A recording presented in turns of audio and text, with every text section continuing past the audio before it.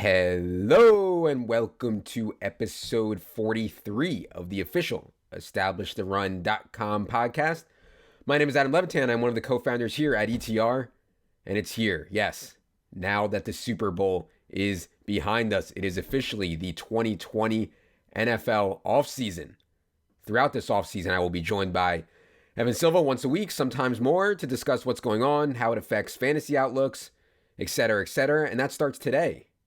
As yes, I am joined by the legend himself. Evan, what's going on, buddy? What's going on, Adam? Great Super Bowl. It was a great game.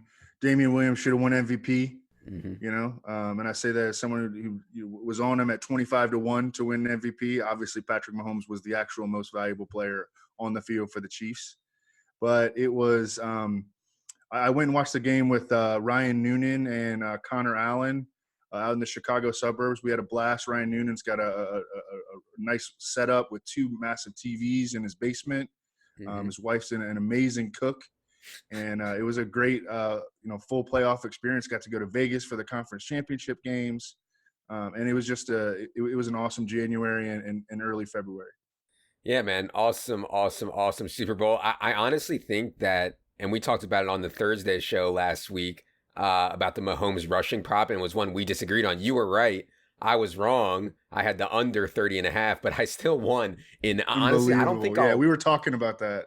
I honestly don't think that I'll ever win a bet like that again. Like that people say, oh, if you say that's once in a lifetime, you haven't bet enough. I've been betting. God, I don't want to think about how much for how long. I will never, I don't think I'm in the rest of my life get a win like that. He needed to get negative 15 yards on kneel downs for me to win the bet. And he did it. Negative 15 yards on kneel downs. And he did it. So crazy, man. So yeah, that was a fun ending to the Super Bowl. Nice win, man. Nice win. I thought it was in the bag. I was like, Connor, how many rushing yards does he have? Yeah. He's got 44. I'm like, yes. But no, it was a good win for you.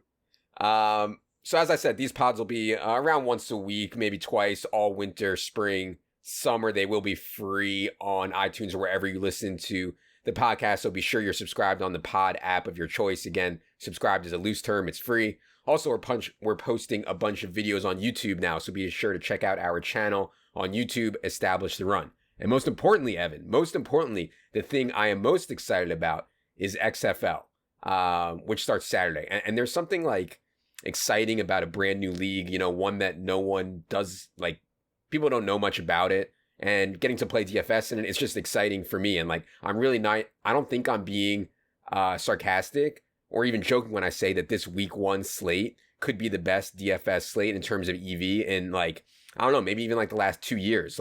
Huge prize pools, lots of action, and no one, other than us, of course, no one even knows who's on what team or who's starting. So I am so excited about this XFL slate. We have depth charts up right now. We'll have the live show with me, Evan, Sean Newsham on Thursday. We'll have top plays. We'll have articles. So go to EstablishTheRun.com. Check out all of our XFL coverage that is about to go down. All right. With all that out of the way, let's get to today's topic. It's crazy to me, but there's a case to be made that free agency, I think, is even more popular than the actual football games, right? When Evan and I were at Roto World, I remember the bosses telling us that the most traffic time on the website wasn't in the fall during the games. That's not when Roto World got the most clicks. It was during the first few days of free agency. That's when we got the most clicks at Roto World, which is crazy to me. I get it to some degree, team building and opinions on how much a player is worth, I think is super interesting. But I don't know, Evan, any thoughts on why free agency is so popular and people, the fans, just love it so much? I just think it's a time that offers hope. It's similar to the draft. I mean, the people are obsessed with the draft. The mock draft industry is booming. Business is booming for the mock draft industry. Business is always booming for free agency. There's that sort of window that leads into free agency where there's a bunch of rumors. People get into the rumors. Reports about where players are going to go visit, or not even as much visit anymore. They don't really even do the visits as much anymore until free agency starts to slow down a little bit. But at the start, just, all the different reporters talking about what teams are interested in which players. And, it's a time of hope for fans. that that believe that their team could position themselves to be much better via free agency.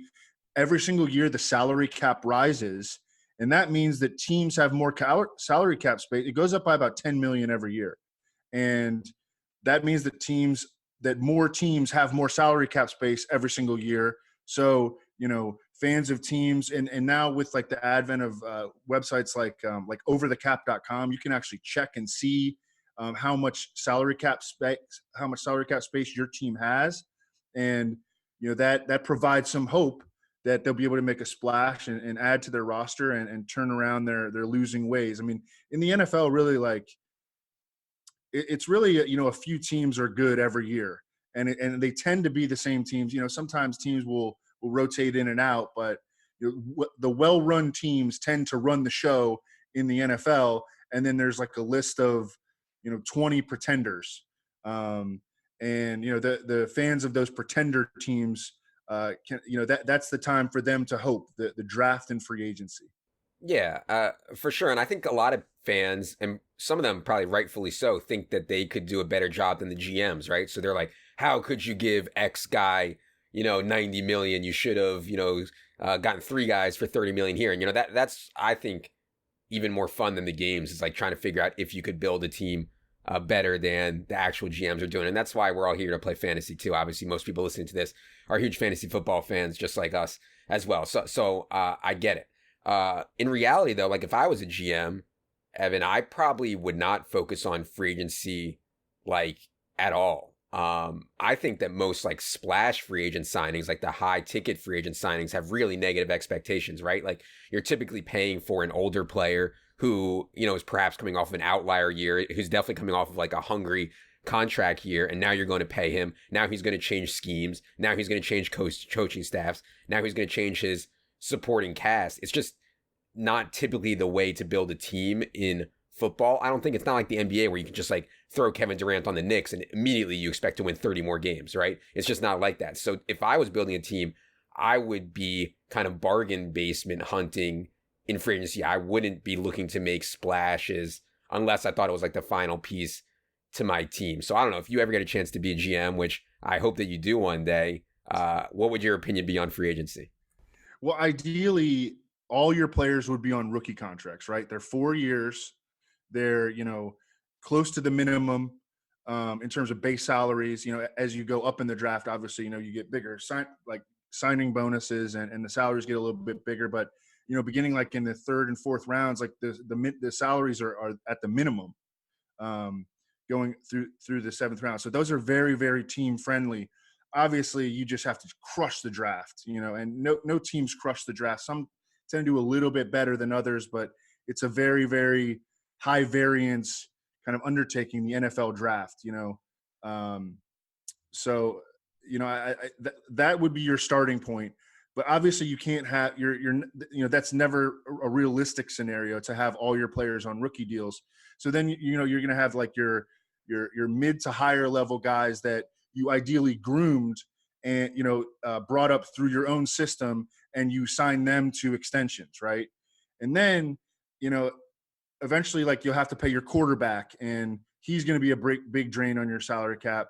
But really what you would want, I think, from the free agency market would just be guys that are sprinkled in, guys that are sprinkled in throughout the middle part of your roster, and even at the end of your roster, where you can, at the end of free agency, you can get guys on 2 and 3 year deals for pretty cheap as supplementary players, or guys that get cut, like in May and June after the draft. A team drafts a certain player, decides that they don't want to pay this veteran anymore. They get cut, like Gerald McCoy this past year. You go pick them up at a bargain basement deal. Mike Daniels was another guy. But I think that really, like, the way to treat free agency is really how the Patriots have done it, and that is to go with those mid-range to lower tier guys, and every once in a while splurge on a guy like Stephon Gilmore when you think that that's a guy that can help put you over the top at a very, very premium position. Yep. All right, let's get into some players. If you go to establishtheRun.com right now, you will find a tab that says free agency. There we have Evan's top 100 unrestricted free agents and a free agent tracker by position so you can see exactly who's available, where they've signed, for how much. We're going to keep updating that as free agency heats up. We'll also have some more free agency content coming to you guys as guys sign, like how we think they will affect fantasy outlooks for players, etc., etc. But today I want to talk to Evan about that unrestricted free agent list, the top 100 list that he has up. And we're going to talk about some guys. We're going to talk about a bunch of different positions. The one that I want to start with is Jameis Winston and this Bucs quarterback situation, because it was just such a stone layup. Like, I mean, I thought from a fantasy perspective that Jameis Winston was going to have a monster season, right? Like the circumstances in Tampa were so perfect. You know, no run game, bad defense, Bruce Arians scheme, ultra talents at wide receiver. And of course, Jameis Winston goes off for 5,000 yards, 33 touchdowns. I think other quarterbacks could put up those kind of numbers in Tampa. I'm not sure all would be aggressive enough to do so, but I'm curious if you think Tampa will bring Jameis Winston back, what you think the market should be for Jameis Winston, and who should we get in there to get the ball to the God himself and Mike Evans. Yeah, I mean, the top of the quarterback market is pushing 30 million these days. I think that Jameis Winston, just because I think that the starting point would be what Nick Foles got from the Jaguars this past year. And I think that Jameis Winston's going to get it. Whether it comes from Tampa Bay, I think that the likeliest scenario right now, as we sit here today on February 4th, is that Jameis Winston returns to Tampa Bay. I think that Bruce Arians is a believer in him. I think it's a good situation for him. You know, he would be entering the second year of the system, second year with Chris Godwin as a full-time player. He's got a great long-standing rapport with Mike Evans. They can still get more out of O.J. Howard, who just had a miserable season on the field. But I think that, if they don't trade him, which that could be a possibility, I think that he should be better in year two under Bruce Arians. And Jameis Winston just turned 26. He just turned 26 last month. And I think that, how he's so turnover prone. He's been that way since Florida State. And that's something that in the first year, Bruce Arians was not able to coach out of him, which is a little bit concerning. But, Bruce Arians, like he's been willing to live with high interception quarterbacks in the past. Carson Palmer would throw a bunch of picks in Arizona. And I think that at the end of the day, that's the likeliest scenario to happen. Now, there have been some rumors that Phillip Rivers could go to Tampa Bay. But, man, I think that Phillip Rivers is really, really on his last legs, especially down the stretch. He did not – this was not a good year for Phillip Rivers. I understand the turnovers were so bad for Jameis. I would still take Jameis's aggression and ceiling over Phillip Rivers at this point. Me too. And I think the play for Tampa is to bring back Jameis and also draft a quarterback. I don't know where they draft a quarterback, but and I don't know anything about the current incoming class of quarterbacks yet. But I think that they should be looking to draft a quarterback and keep Jameis. And selfishly for the God himself, Chris Godwin, I hope that they do, because obviously Jameis has a lot of faith in Chris Godwin. Yeah, and I'd like to see them add a running back that they are willing to throw the ball to in the passing game. Like, let's get Jameis Winston some higher percentage completions. Yeah, let's give him like a high percentage safety valve to where he's not having to pull the trigger on aggressive vertical throws every time he drops back to pass. Mm-hmm. They got no receiving production out of Peyton Barber, Dare Ogunbowale, and Ronald Jones this past season. Yeah, maybe David Johnson is a candidate to land in Tampa. Obviously on the outs in Arizona. And yeah, I thought Duke Johnson had a chance to land in Tampa when he was on the trade market. Obviously, Bill O'Brien paid like a third-round pick to get Duke Johnson and then barely used him, but that's a topic for another day. I think one guy on your list that is going to open some people's eyes is Hunter Henry at number 10 overall. And I'm not saying I disagree with it, because, man, when Hunter Henry has been healthy, dude is a baller. He's only 25 years old. He did have that lacerated kidney in 2017, blew out his ACL in May of 2018, missed the whole year. I thought when he got back last year, I thought he looked really good, and his usage was awesome. So I'm not against it. Mike Reese actually, probably the number 1A with our boy Jeff Howe, beat writer for the Patriots, suggested that Hunter Henry, looked at your article and then suggested that Hunter Henry would be a good fit for the Patriots, who are in desperate need of pass game weapons. What's your outlook on Hunter Henry's free agency market? Yeah, that fit just makes a ton of sense. I mean, the Patriots were essentially going out there with 10 men this past season. I mean, they didn't have a tight end. You know, it was Matt LaCosse and Ben Ben Watson, yeah. Watson, who Yeah. immediately retired after the season. So that was a rough position for them. Hunter Henry can block. He can line up in the slot. He can line up and play in line. He can line up at wide receiver. You know, he's one of the most talented young tight ends in the league. People talk about him as injury prone. I mean, you just named his injuries. Those aren't necessarily indicative of a guy who is actually injury prone. Those are indicative of a guy who's just had some bad luck, like Keenan Allen.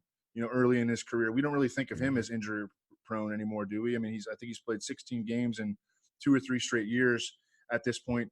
I mean, Hunter Henry was he's a young dude, and he had some hard luck injuries. He just turned 25, as you mentioned. He turned 25 in December, and his versatility, that's why I have him so high. I mean, he's young, he's awesome, and he's so versatile. And I think that he's going to have a huge market. I mean, we just saw, you know, the teams that played in the Super Bowl, they had the best 2 tight ends in the league. Yeah. You know, the Eagles have been a perennial playoff team with Zach Ertz. You know, I mean, these tight ends are difference makers, and I think the Hunter Henry's a difference maker, and I think he's going to get paid. Yep, and Mark Andrews too on a very good Ravens team. Had a standout year. While we're talking about tight ends, I want to mention Austin Hooper because Austin Hooper kind of came off the fantasy radar a bit. Like no one was really on him, no one was talking about him. And next thing you knew, you turned around like 8 weeks into the season. Austin Hooper was fantasy's #1 tight end. He's also only 25 years old. I was reading that he's actually likely to command more than the franchise tag would be for a tight end, and that would be around 10 million. So I think it's a lot for Austin Hooper, who I don't think really has big play, like explosive ability, but super reliable. You know, caught 146 balls over the last 2 seasons. You have Austin Hooper 29th on the top 100, Hunter Henry 10th. Can you see teams trying to save money on Austin Hooper? But it doesn't sound like he's going to be cheap. Yeah, I mean, I think that Hunter Henry is going to get a little bit more than him, but I think that Austin Hooper could come really close. Those guys were born like a month or 2 apart, drafted in the same draft. Hooper went a round after him, around after Hunter Henry. He's an okay blocker, but that's not really his game. He's a possession tight end. He's caught 77.3% of his career targets, which is outstanding, and he gets the Gerri bark there. Austin Hooper, yeah, he's not on the level of Hunter Henry as a blocker in terms of his versatility. In terms of like big play ability, he does have plus versatility. I mean, I think he led all tight ends in slot catches, or at least until he got hurt. But yeah, that's kind of the player that he is. Not as much of a difference maker as Hunter Henry, but I think he's going to get a big contract again. Really young, and he's gotten better every single year. Let's move to an unrestricted free agent wide receiver that was one of my favorite players in the league for a long time, but I'm worried about AJ Green, man. I mean, AJ Green had very serious toe/foot issues for the last couple of years. He's only appeared in 9 games over the last 2 seasons. Also missed 6 games in 2016 with a bad hamstring pull. Like, it's not great for AJ Green, and maybe he didn't want to come back and play for the Bengals. He knew he was going to be an unrestricted free agent. Maybe that's something to do with it. Regardless, he's 32 years old now. I mean, regardless of everything. And I think you can make a case that you'd rather have Robbie Anderson at this point than AJ Green. And that sounds crazy because AJ Green is just, when AJ Green is right, man, I mean, yards per route run, which is obviously what I think, and I know you think one of the best stats. I mean, he's just been dominant with Andy Dalton in that category and just such a good player. But man, I think Robbie Anderson is on the rise and AJ Green is on the decline. I'm curious how you compare and contrast those two. And you have AJ Green, I think, on the list pretty high considering the injury concerns. Yeah, he is pretty high. I mean, I think that he's going to get a short-term deal, but a big deal, like, you know, $15 million a year or something like that, you know, or $12 to $15 million a year. I put him in that range, but I don't think it's going to be a long-term deal, but I think it could be like a 1 or 2 year deal. He turns 32 in July. As you mentioned, in terms of yards per route run, I mean, in 2018, he was number 7 among 96 wide receivers in yards per route run. That shows he could still play. The problem was there were a lot of problems in Cincinnati this past year. First, he had the injury in, I believe it happened in training camp. Yep. Right? Yep. Yeah, and it wound up costing him essentially the entire season. but there were like other circumstances that made you wonder, was he really that injured? Because he was supposed to be back, I think, initially in like 4 to 6 weeks. But I mean, the Bengals just lost like every game, and there really was no reason for him to return, and he had this contract dispute, and the Bengals didn't pay him, and it really made no sense. Like, they didn't even try to trade him before the deadline. It was just Right. like, this is one of these dysfunctional organizations where, I mean, Carson Palmer like retired to get out of that organization, and you can go back and read comments from Carson Palmer talking about the Bengals. He's just like, it's the worst. It's the worst. It's one of the worst organizations in the NFL. And AJ Green just never felt any incentive to go back and play for this team that was just awful, and wasn't willing to pay him. So now he's a free agent. I think he's going to definitely get out of Cincinnati. I mean, I think that, it's time for him to go. And I think that he knows that more than anyone. And I do wonder how serious that injury really was. Now it's been multiple years now that he's battled like foot and ankle injuries, and that definitely sends up a red flag. But I mean, I think at the end of the day, like some contender is going to take a chance on him. It might be the Patriots. I mean, but on a short-term deal, and he ends up getting a lot of money in the short term. Yeah, I mean, we saw the Patriots add Antonio Brown. They wanted somebody like that, take a risk on a guy. Obviously didn't work out for mental reasons on Antonio Brown, but AJ Green is a legit good dude, or at least it seems that way from here. For other teams outside of contenders, though, do you agree with my take that you'd rather have Robbie Anderson? Maybe that's too hot, but like if you're not like knocking on the door of a Super Bowl, I would rather take a shot on Robbie Anderson, who, in today's NFL is like exactly what I think you want to have, and he's ascending. Yeah, I mean, I would rather give a 4 or 5 year deal to Robbie Anderson than to AJ Green, no question. Yeah. And I mean, also, you get Robbie Anderson away from Adam Gase. We've seen how many guys can erupt after they get away from Adam Gase. Let's talk about running backs. And, we're not here to bang on running backs. I think that Derrick Henry and Melvin Gordon seem like good dudes. And for what they put their bodies through, they deserve to get paid. Doesn't mean that I think from a team building perspective, you should be paying running backs, a huge portion of your cap. I mean, it's just so obvious that you shouldn't be. The highest paid running backs in terms of guaranteed money right now, and I got this from overthecap.com, as Evan alluded to already, Ezekiel Elliott, who, you can make a case that they'd be better off with Tony Pollard playing more snaps. Todd Gurley is in big trouble. Le'Veon Bell is in big trouble. David Johnson has been benched. Saquon Barkley was ineffective for most of the year and didn't really make an impact on the team winning. Leonard Fournette, I thought, had a really good year for him, but still wasn't a factor in a team winning. Devontae Freeman is in big trouble. Jerick McKinnon hasn't played since he signed his contract. It's just hard, I think, to make a good case for breaking the bank on somebody like Derrick Henry or Melvin Gordon. I think, you got backlash from people who don't really understand. People saying, Derrick Henry's the best running back in the NFL. How can you have him 40th on the top 100 running back list? I think most people listening to this understand why. But you have Derrick Henry 40, Melvin Gordon 47. And I want to add one thing too. I'm not against paying running backs like Christian McCaffrey and Alvin Kamara. Like, those kind of guys contribute in a way of the modern NFL that is really, really valuable. I think when you start getting into guys like Derrick Henry and Zeke and I don't know, even Lenny and Gurley, it's just different, right? Like McCaffrey and Kamara are just like different kinds of players. So anyway, that's a long way of saying I think your ranking of Derrick Henry and Melvin Gordon are right, but there could be some, team established the run out there that's dumb enough to break the bank on these guys. What's your take on the overall state of running backs? And Derrick Henry was such a polarizing topic down the stretch. Mm-hmm. Yeah, I mean, I love Derrick Henry. I love him. I've loved him since he came out. But I think that we've seen about Derrick Henry is that if you have Derrick Henry on your team, you have to build your team around Derrick Henry. You can't use him in a committee with, Dion Lewis. Like, that ain't going to work. You have to build your offense around Derrick Henry if he's going to be your starting running back, because he is a guy that needs a lot of carries in a game. I mean, that's the way that you maximize him, and you're not going to have a pass first offense because, just so many coaching staffs, going back to Nick Saban's coaching staff at Alabama, no coaching staff. I mean, the Titans have been through several of them. No coaching staff at the college or the pro level has ever determined that he is like a passing game asset. So you have to be a run first team, and that puts limitations on your team. It puts limitations on your quarterback.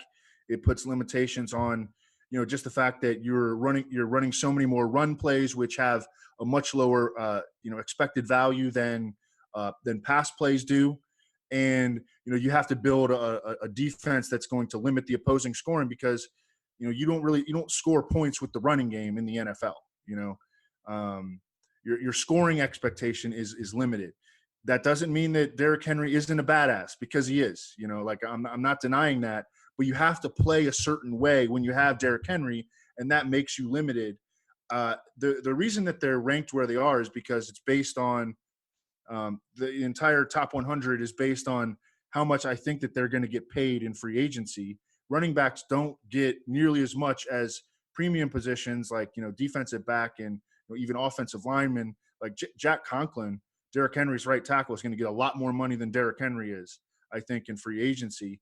But that's why they're ranked where they are, because I think that Melvin Gordon will come in like the $7 to $10 million per year range. And I think that Derrick Henry will be like in the $8 to $11 million per year range. And I mean, that's why they're at 40 and 47. It's not because, I don't think that they're good or something like that. Although I think that Melvin Gordon is really close to like just the perfect like replacement level kind of, every down back. But yeah, that's where I have it's based on expected salaries for 2020. Yeah, and I'm curious about the Melvin Gordon thing, because like one of my hot takes before the year was that Austin Eckler would be a first round pick in 2020 fantasy drafts. I don't think that's necessarily going to be the case, because they'll likely bring in an early down back, or they'll use Justin Jackson in that role. But yeah, I mean, if you play Dynasty, I think Justin Jackson and Eckler are both pretty strong holds right now. Wanted to mention one more running back on the list, because Kenyon Drake was impressive, man. Kenyon Drake was impressive for this Cardinals team down the stretch, displacing David Johnson and kind of holding off Chase Edmonds as well. You have Kenyon Drake projected to get less money than Nelson Aguilar, than Danny Amendola, than Randall Cobb. I would personally rather have Kenyon Drake than those guys, even though wide receivers are obviously more valuable. But tell me your thinking on Kenyon Drake. Like, if Kenyon Drake's going to get way, way less than Melvin Gordon, I'd rather have Kenyon Drake from a team building perspective. Oh, me too. I think that Kenyon Drake will be like right around $5 or $6 million a year. Randall Cobb past year played for 1 year and $5 million. I don't know if he increased, I just think he's in that same sort of range, like maybe $4 to $6 million a year. I think that that's where those guys probably are. And that's why I think that Kenyon Drake, I really like Kenyon Drake. I mean, he's really, really explosive. He's an excellent receiving back. He's been really up and down as a pass blocker. He is never, and I mean, he came close to carrying the full load for, a short time period with Arizona in the second half of the season. But in his career, even going back to college, he never had more than 100 or never had more than like 96 carries in a season at Alabama. And he's never been like a true workhorse back. So I don't think he's going to, even come close to what Melvin Gordon and Derrick Henry get in terms of salary. But I do think that he could be a good value pickup. I mean, obviously we both really like him. He was great in fantasy. He was a great fit. He was a great system fit in Arizona. The Cardinals finished number 2 in rushing offense DVOA, behind only the Ravens. They had one of the best running games in the league, and Kenyon Drake was their best back. I think he goes back to Arizona. It's crazy that they finished there and David Johnson had such a dusty year. It's just like, man, what a mess. But yeah, this is kind of what I was talking about at the beginning when I said if I was the GM, what I would do, I would get Kenyon Drake and a 4th round running back and be happy with my running back room. You know what I mean? Like, just is what it is. All right, let's talk about some of these quarterbacks, because obviously quarterbacks are going to get the most money, the most attention. The unrestricted free agents right now are Dak Prescott, Ryan Tannehill, Drew Brees, Tom Brady, Phillip Rivers, Marcus Mariota, Teddy Bridgewater. Dak Prescott will be back with Dallas one way or another, either by a contract or by the franchise tag. Chris Mortensen has reported that Ryan Tannehill will be back with the Titans one way or another. I assume probably by the tag. Then it starts to get a little bit interesting, although not really. I'd be shocked if Drew Brees didn't come back to New Orleans. And like Drew Brees still played at a really, really high level last year, man. I understand they had major disappointment in the playoffs, but Drew Brees was, I thought, really strong. I think from a fantasy perspective, I probably underestimated the impact Taysom Hill would have in a lot of these Drew Brees games where I was playing Drew Brees a ton, and then just like it's so tilting to watch Taysom Hill get the red zone work, and I just can't take it. And yeah, and Taysom played worse, man. Yeah, Absolute and I mean Taysom worst. played so well in that playoff game. I could see them having even more packages for Taysom next year. Tom Brady, your comment on Tom Brady in the top 100 generated a lot of hate from the Tom Brady truthers. I think it was just being honest. At this point, it's difficult for Tom Brady to elevate his teammates, and it's not like, not saying Tom Brady is bad or he doesn't deserve all the accolades that he has had in the past. Like, it just is what it is. Like, he can't make Philip Dorsett and Ben Watson look like superstars. So I don't know, man. I think Tom Brady will be back with New England. I'm not sure that. Well, maybe it's the best. It's probably the best that they can do, but man, it's just like gonna be sad. I hope he retires before it's like really, really sad for Tom Brady. But where do you think we're at with Tom Brady right now? Yeah, I mean, just where I had him. I mean, he's number 4, and like that made some people mad, Patriots fans. But I mean, it's just like he's in like a bucket of guys. Like Dak Prescott's going to get the franchise tag at worst. Ryan Tannehill's going to get the franchise tag. He's right next to Drew Brees. And then you drop down a little bit to Jameis Winston and Phillip Rivers. I mean, and all those guys are going to get like at very least like 20 million a year, and somewhere between 20 and 30, all 6 of those guys, and that's why they're at the top of the list. And then we drop down to non-quarterbacks, and it's Amari Cooper. He ain't going to get 20 million a year. Mm-hmm. So there's like a teardrop after those 6 quarterbacks, and Brady's just in that tier. And there was a report that the Patriots are willing to pay him $30 million a year to bring him back. See, Bob Kraft is the kind of the wild card in all this, because as the legend has it, according to Seth Wickersham's report a couple of years ago, Bob Kraft was the guy who essentially engineered or offered up a mandate for Bill Belichick that he had to trade Jimmy G. They were not going to move on from Tom Brady, so you got to trade Jimmy G. And that's part of the reason why the 49ers were able to get Jimmy G for a second round pick when he was probably almost certainly worth a first, and the Patriots got below market value in return for Jimmy Garoppolo.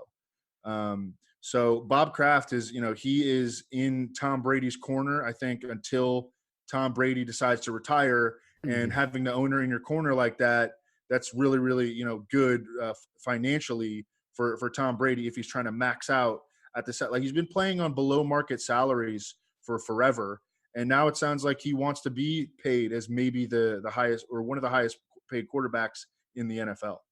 Yeah. And from a fantasy perspective, it's just hard for me to see the Patriots having an explosive pass game and explosive offense with Tom Brady at this point in his career. And I know people don't want to hear that. It just is what it is. I mean, they can win still. I mean, they still won a ton of games this year with an excellent defense and just being smarter than everybody else. But in terms of explosive pass game, I don't really see it. I wanted to mention Marcus Mariota and Teddy Bridgewater. Just from a talent perspective, do you think either one can be bridge quarterbacks? Should any team be looking at Mariota or Teddy to be a starter in any sense in unrestricted free agency? Yeah, I was a Marcus Mariota truther for too long after he began his career with 2 really promising seasons, and then he just went through a bunch of different coaching staffs, and I mean, he hasn't been a good player for a while now. But he is still very young. He is a guy that's mobile, and I think he really struggled with confidence over his final few seasons as the Titans starter. And I wonder if a change of scenery could help a guy like Marcus Mariota. I mean, he has like a pretty good skill set, in theory, and he's a smart guy. And I think that, maybe just relocating to a place where he can become more comfortable. He was not a comfortable player in Tennessee. He had a bunch of, kind of fluky injuries in Tennessee as well, which like stunted his development. I mean, I think that he is a guy that like, he could like bounce around for a while and then kind of have like a resurgence when he's, age 29 to 33 or something like that. I mean, we see that happen with quarterbacks fairly often. And I think that if he goes to the right situation, I was thinking that he might be a good fit for the Bears because immediately after the season, because Mark Helfrich was their offensive coordinator under Matt Nagy, but they wound up firing Mark Helfrich. So, and Mark Helfrich was his coach at Oregon. Right. So I'm not sure exactly where Marcus Mariota is going to go, but I do think that he's a guy that I would like to take a chance on if, for a relatively affordable short-term deal, if I were an NFL team, to maybe come in and compete for a starting job, or maybe just to come in and be like a high upside backup for me if I can fit him into my salary cap. All right, last two things we're going to touch on here before we get out of here is going to be a couple sleepers that we like and some guys we think are likely to be overpaid in free agency. For me, one that sticks out as a sleeper is Brashad Perriman.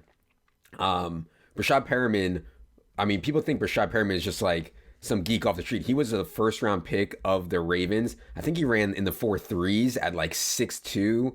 Brashad Perriman is a sick athlete, and you saw when he had a chance down the stretch last year after Mike Evans got hurt, after Chris Godwin got hurt. Brashad Perriman was not just running like clear-out routes and getting lucky. Brashad Perriman was running slants. Brashad Perriman was running comebacks and running them and being really effective with them as well. Obviously, it's relatively easy or easier than most spots to look good in Tampa Bay's pass offense. But man, I think Brashad Perriman still has a ton of talent, and if he's going to be way, way, way cheaper than the guys like Robbie Anderson and Amari Cooper and AJ Green, I think Brashad Perriman would be a really nice pickup. What do you think about that one? And do you have any other unrestricted free agent sleepers you want to mention? Yeah, I love that call, and I think that Brashad Perriman, if you look at the top of the wide receiver market, and some of those guys are going to get re-signed, and it's going to make it even thinner. I don't think that Brashad Perriman is going to re-sign with Tampa Bay, and I think he's going to hit the free agency market. When we look back on this, like I think he could get a really big deal, like a surprisingly really big deal. He put some good plays on tape in Cleveland the season before as well. He's quietly been playing like really well for the last like season and a half or so. And he's still young. And as you mentioned, he's got all those, he was the son of Brett Perriman, who was like a really distinguished, longtime starting receiver for the Detroit Lions. Brashad Perriman had a litany of really bad hard luck injuries early in his career. And I think that certainly slowed his development. He was another guy who I think struggled with confidence, and it was very, very clear. And I think he started to regain some of that. And that's why you see him playing at the level that the Ravens expected when they drafted him in the first round. A guy that I want to mention was James Bradbury. His contract is up. We haven't heard almost any buzz about him. All the talk is about other free agent corners. James Bradbury has been a guy who has lined up and shut down Mike Evans. He's 6'1", 211. He's got 34-inch arms. I think that part of the reason that he ran 4.45 coming out of college, I think part of the reason that he hasn't generated a ton of buzz is just because people don't really know about him. I mean, he's a guy who came out of Samford. He was like a fringe second, third round pick coming out of the draft. He's not like a flashy guy by any means. But he has played in a predominantly zone defense under Ron Rivera. But he's done man coverage like work as a cornerback, matching up with opposing number one receivers. He's a great guy because of his size, a great guy that to have on one side to deal with the bigger receiver, and then you complement him with a faster corner, like which the Panthers did with Dante Jackson in Carolina. And I think that, he's a great complementary corner, maybe not a true elite number one cornerback, but I think that the arrow is still up on him. He's 26 and a half years old. And I think that he's a guy that might not, I don't know. We'll have to see how the market goes, but I think that he is a guy that is worth like $10 million a year to be, maybe a lower end number one corner, a high end number two corner on your team. Yeah, I mean, as the NFL modernizes towards more of this pass game, pass centric, I mean, you're going to need corners like James Bradbury, man. I mean, there's so many wide receivers every year. This wide receiver class coming out of college is allegedly like the best in the history of the NFL. And I feel like more and more talented athletes are playing the wide receiver position, and you're going to need corners to match up with them. Okay, last thing we're going to talk about, most likely unrestricted free agent to be overpaid. For me, it's Ryan Tannehill.